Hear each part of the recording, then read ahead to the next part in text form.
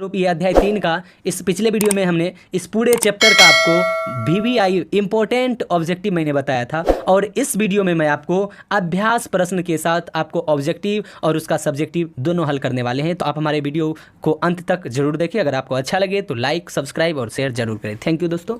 चलिए अभी हम देखते हैं अब आपका अभ्यास प्रश्न क्या कह रहा है, उसको जरा आप ध्यान से देखेंगे। कहता है लक्ष्मी सागर झील किस राज्य में स्थित है। तो लक्ष्मी सागर झील आपको दोस्तों हम पिछले वीडियो में शायद बताए होंगे, ये बिहार राज्य में स्थित है। उसके बाद है निम्न में कौन लवणीय झील है। तो इसमें आंसर हो जाएगा दोस्त सांभर झील। कौन सा? सांभर झील इसका आंसर हो जाएगा। उसके बाद है तीसरा, गंगा नदी पर गांधी सेतु किस शहर के निकट अवस्थित है। तो पटना हो जाएगा। क्या हो जाएगा?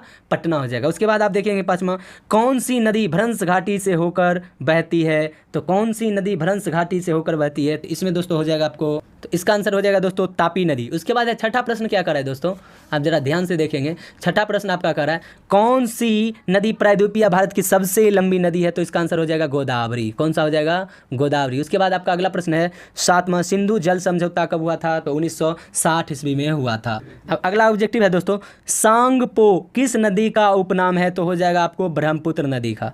आपका नवा प्रश्न है इनमें से गर्म जल का जलप्रपात कौन है। तो ब्रह्मकुंड हो जाएगा। कौन सा? ब्रह्मकुंड। 10वां प्रश्न है आपका कोसी नदी का उद्गम स्थल कहाँ है। तो हो जाएगा गोसाई धाम। तो ये आपका अभ्यास प्रश्न था दोस्तों। अब हम इसमें देखेंगे कि जल विभाजक का क्या कार्य है, एक उदाहरण दीजिए। चलिए इसका आंसर, तो इसका आंसर हो जाएगा जल विभाजक का क्या कार्य है, एक उदाहरण दीजिए। तो आंसर लिखेंगे जल विभाजक दो पड़ोसी अपवाह द्रोणियों को एक दूसरे से अलग करती है, जल विभाजक कहलाती है। जैसे इसका उदाहरण हो जाएगा प्रायद्वीपीय भारत के पश्चिमी घाट, प्रायद्वीपीय भारत के पश्चिमी घाट। उसके बाद इसका दूसरा प्रश्न क्या कर रहा है दोस्तों दूसरा प्रश्न कर रहा है भारत में सबसे विशाल नदी द्रोणी कौन सी है। इसमें हो जाएगा भारत में सबसे विशाल नदी द्रोणी गंगा द्रोणी है। अब तीसरा प्रश्न देखेंगे दोस्तों क्या कर रहा है। अब तीसरा प्रश्न है दोस्तों सिंधु एवं गंगा नदियां कहां से निकलती है। तो इसका आंसर हो जाएगा सिंधु नदी का उद्गम स्थल मानसरोवर तिब्बत तथा गंगा नदी का उद्गम स्थल गोमुख हिमानी से निकलती है।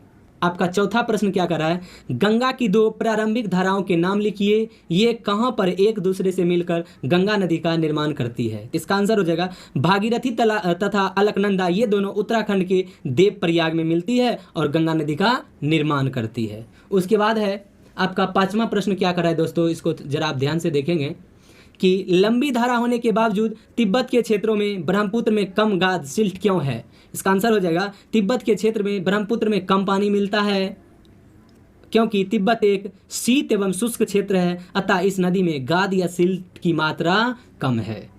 अब छठा प्रश्न है दोस्तों, कौन सी दो प्रायद्वीपीय नदियां धसान घाटी से होकर बहती है, समुद्र में प्रवेश करने के पहले वे किस प्रकार की आकृतियों का निर्माण करती है। तो इसका आंसर हो जाएगा दोस्तों नर्मदा तथा तापी नदियां धसान घाटी से होकर बहती है, ये समुद्र में प्रवेश करने से पहले ज्वारंद मुख का निर्माण करती है। तो ये दोस्तों आपका इस अभ्यास का आपको ये छठा प्रश्न भी खत्म हो गया और इसका अभ्यास प्रश्न ऑब्जेक्टिव और लघु उत्तरीय दोनों प्रश्न खत्म हो गया।